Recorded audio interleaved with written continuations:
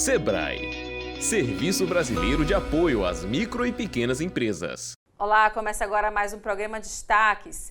E os descontos indevidos de valores nas faturas de água e energia são comuns e podem ser motivos para indenizações. Na hora de buscar direitos, é importante ter comprovantes e buscar dialogar com os responsáveis. Denis Barbosa traz mais detalhes para a gente. Ser cobrado indevidamente é algo que causa transtorno, além de prejuízo, aborrecimento, e é realmente bastante complicado, acontece com muitas pessoas. Nós estamos com a doutora Carolina Parente, que pode nos dizer e alertar sobre essa situação toda. Primeiro eu lhe pergunto, doutora, por que essa cobrança indevida, água, luz, é passível de indenização? Sim, elas são passíveis de indenização quando há cobranças indevidas, né? Nós temos visto aí um cenário brasileiro recheado de cobranças indevidas. Todos nós, todos os dias, temos que acompanhar aí todos os serviços que nós pagamos, compramos ou adquirimos, para que a gente possa evitar esse tipo de situação. Só há indenização, só é passível de indenização qualquer tipo de cobrança, seja ela de água, luz, telefone, cartão de crédito, plano de saúde, né, que é um dos nossos vilões, quando está em desconformidade com o que você contratou. Você contratou um serviço de internet e ele não chega como devido, ou você está sendo cobrado em duplicidade. O Código de Defesa do Consumidor deixa claro, inclusive no artigo 42, que essa cobrança indevida ela pode ser reparada, inclusive com a devolução em dobro daquilo que você foi cobrado, que é a chamada repetição em débito. Agora, a grande dúvida das pessoas é como buscar esse direito, essa indenização, como comprovar que foi lesado?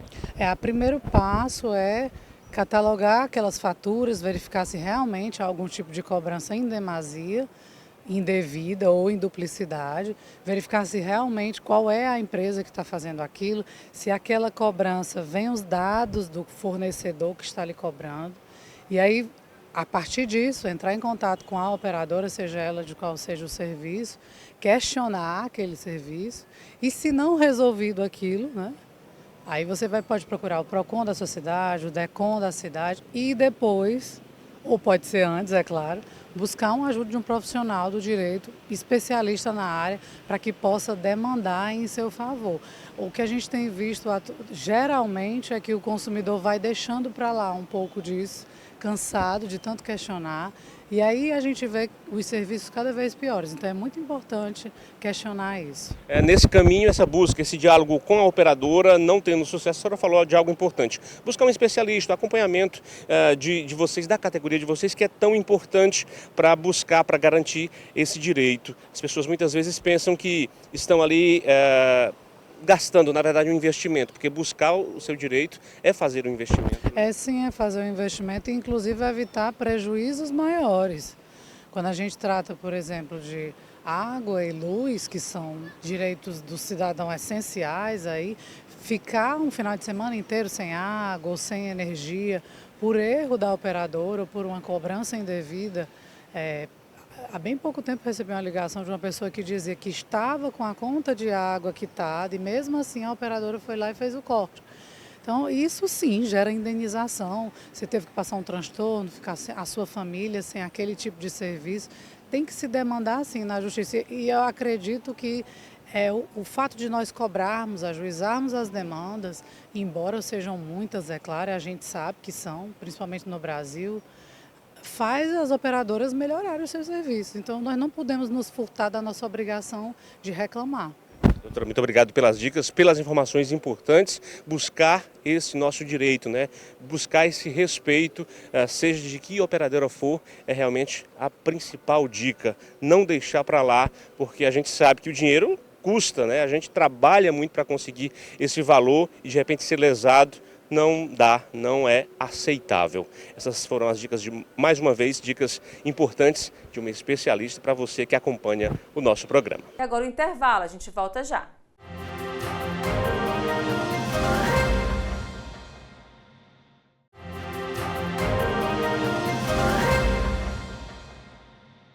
E E o SUS vai ampliar o cuidado com a saúde da mulher. 2 novas opções de tratamento hormonal para endometriose passam a fazer parte da lista de medicamentos oferecidos na rede pública. A mudança promete beneficiar milhares de brasileiras que convivem com dores intensas e dificuldade para engravidar. Tiago Noronha tem mais detalhes para a gente.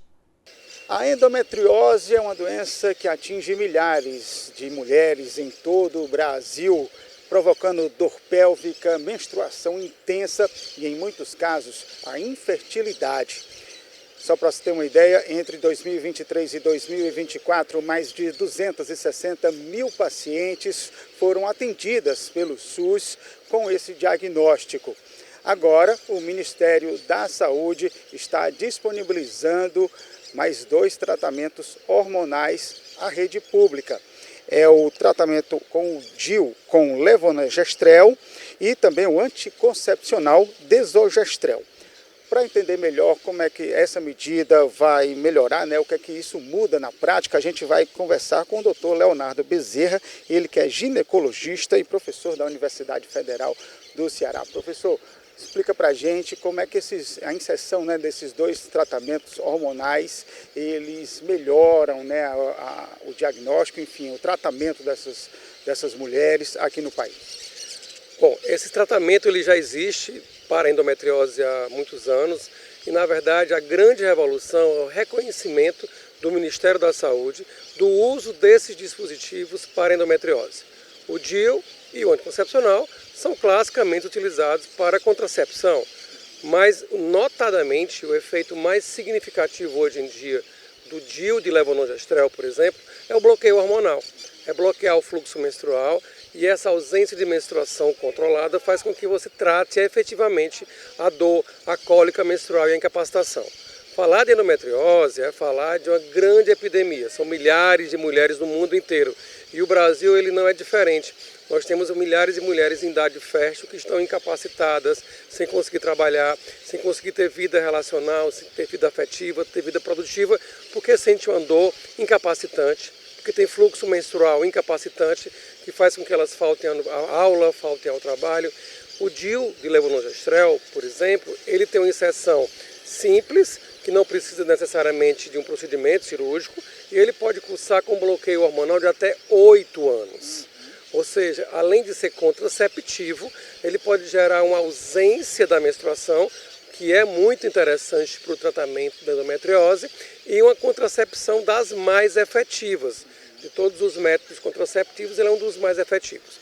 O desogestrel é um contraceptivo hormonal oral, ele é muito comumente utilizado no dia a dia. A grande novidade é a disponibilidade dele pelo SUS. E o SUS, notadamente, mais uma vez, se destacando como grande assistência de saúde à população. Disponibilizar isso para o SUS quer dizer disponibilizar isso para todos, tornar esse acesso democraticamente encontrado no Sistema Único de Saúde, faz com que milhares de mulheres tenham acesso, livre acesso a essas medicações que já existem, mas com custo. E pelo SUS não, se tornam disponíveis por orientação médica sem custo nenhum. E como o senhor falou, dando mais qualidade de vida a essas mulheres que têm a endometriose. Isso, o objetivo na verdade não é que esses medicamentos venham a curar a doença, não é? Nós sabemos que é uma doença que tem muitas facetas, que tem muitos tratamentos. A cirurgia é um dos tratamentos, mas a grande maioria das mulheres não precisa e não vai submeter essa cirurgia. Na verdade, a grande maioria das mulheres vai responder ao bloqueio hormonal.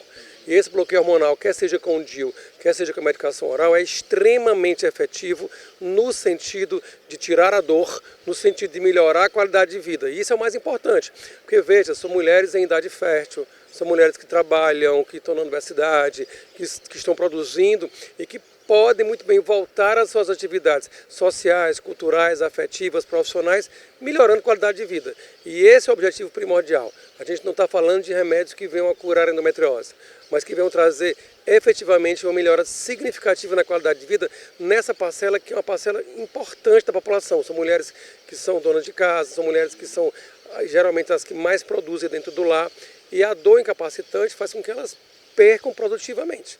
E o tratamento é efetivo nesse sentido.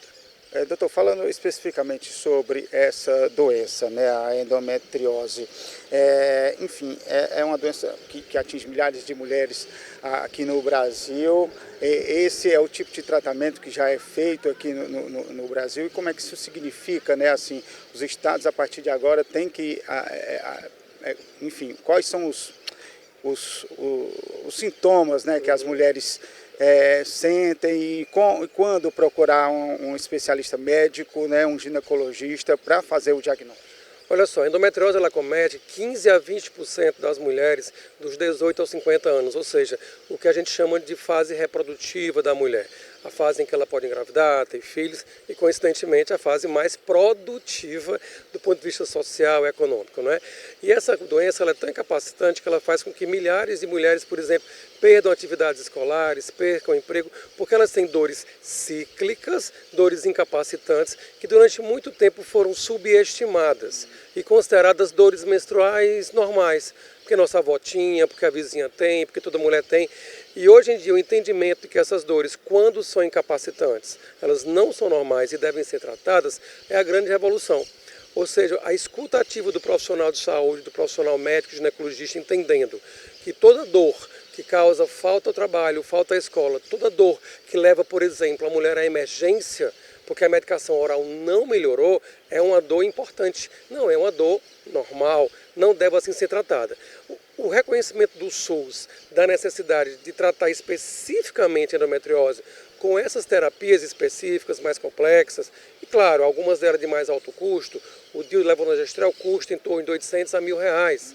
Então, o tratamento que é de difícil acesso para paciente pobre, ele já existe sim na medicina privada há muitos anos, mas é revolucionário porque é o entendimento da importância da endometriose como uma doença prevalente, incapacitante, que o seu impacto social e econômico e a disponibilidade faz com que essas mulheres consigam ter um suspiro e poderem trabalhar e terem menos dor.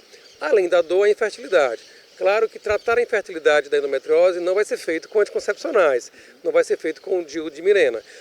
Isso é um outro capítulo, é um outro aspecto que a gente precisa discutir muito, mas o aspecto da dor, da incapacitação, esse sim vai estar muito bem coberto com esse tratamento. Essas mulheres que forem diagnosticadas já podem procurar os postos de saúde ou tem algum prazo? A orientação, na verdade, é que a gente estabeleça uma linha de cuidado, ou seja, cada setor do sistema público de saúde vai ter uma responsabilidade na atenção, no acolhimento e no cuidado. As unidades básicas de saúde, que nós chamamos de setor primário, são a porta de entrada do sistema, onde a paciente vai chegar, onde a mulher vai chegar, queixando de dor, de ciclos menstruais intensos, de fluxo intenso. E é importante que esse profissional da unidade básica de saúde, quer seja ginecologista, médico geral, enfermeiro ou psicólogo, esteja sensível a entender que essa dor não é normal. E que perde-se muitos anos, para você ter ideia, perde-se até 10 anos, desde o início dos sintomas até o diagnóstico, porque a atenção primária não consegue ter essa sensibilidade.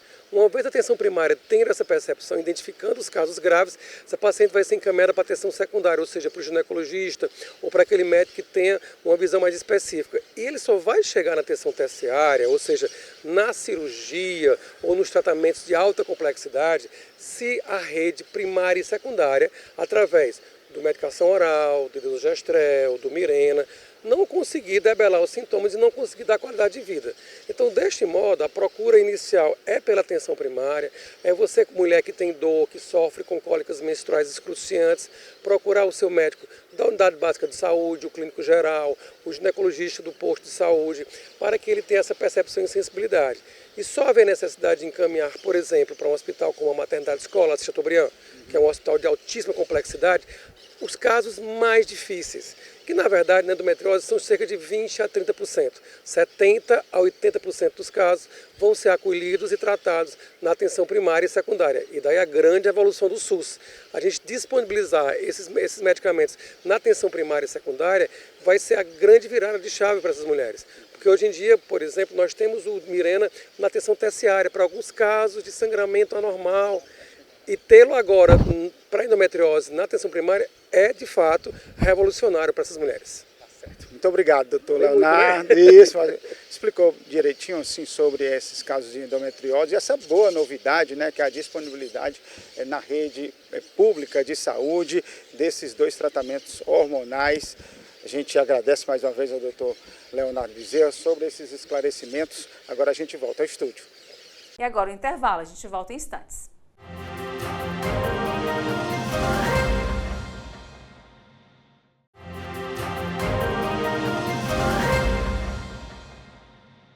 E pacientes internados em um hospital da rede particular aqui em Fortaleza agora poderão receber visitas muito especiais de seus animaizinhos de estimação. Pois é, a proposta é simples, mas cheia de significado. Permitir que cães e gatos e outros pets possam reencontrar seus tutores no período de internação.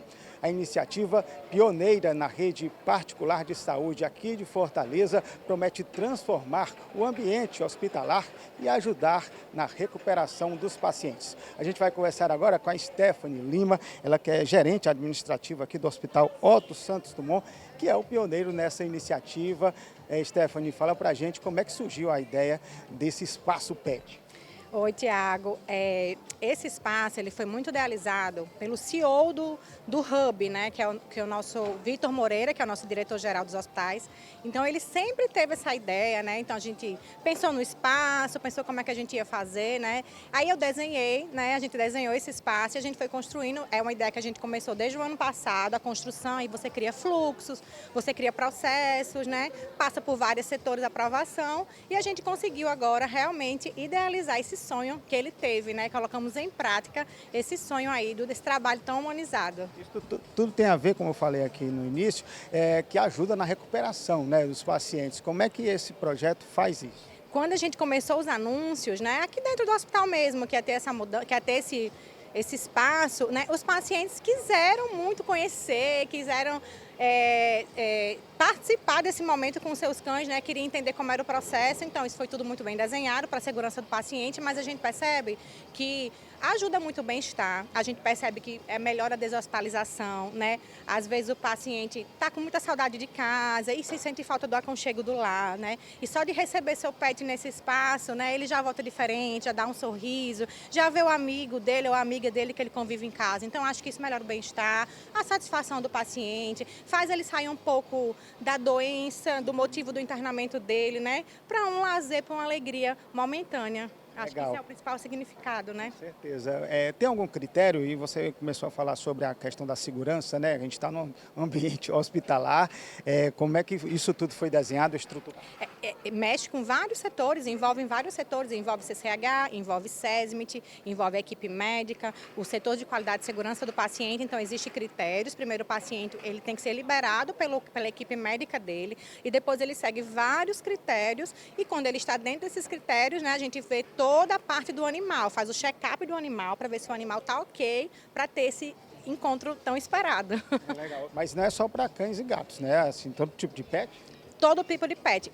Nós, como é um projeto novo, nós vamos iniciar agora apenas com cão e gato, né? Pet e cat. E aí a gente vai avançando para ver que agora o limite é o céu, né? Para esse contato e esse bem-estar do nosso paciente. Legal. E essa iniciativa mostra, né, por ser pioneira aqui na rede particular de saúde aqui de Fortaleza, essa iniciativa realmente disruptiva, né, da rede Otto, começando aqui pelo Santos Dumont, mas quem sabe, né, para outros hospitais. É uma coisa muito diferente, né? A gente vê poucos, acho que no Nordeste a gente vê poucos hospitais que têm esse espaço. Então acho que aí a gente abre para o mercado mesmo, né? Acho que nossos pacientes merecem essa coisa diferente de ter esse contato com seu pet e sentir esse bem-estar depois disso, né? Acho que a gente vai evoluindo, vai avançando. A ideia surgiu há mais ou menos um ano atrás, né? Ela foi idealizada pelo CEO Vitor Moreira, né, aqui da Rede Otto, né?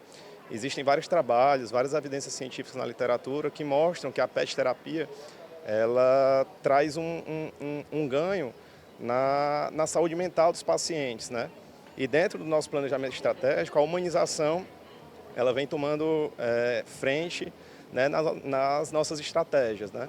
Então, a gente tinha esse espaço, né, planejamos e montamos aqui um local para que os pacientes e familiares tragam os pets, né? Óbvio que dentro dos protocolos da instituição, pets vacinados, né? Agenda-se um horário E o paciente vem aqui nesse local, né, para ficar com o cachorro, sempre em companhia de um técnico de enfermagem do hospital e com um familiar do lado. E o Destaques fica por aqui. Obrigada pela sua companhia e até o próximo programa.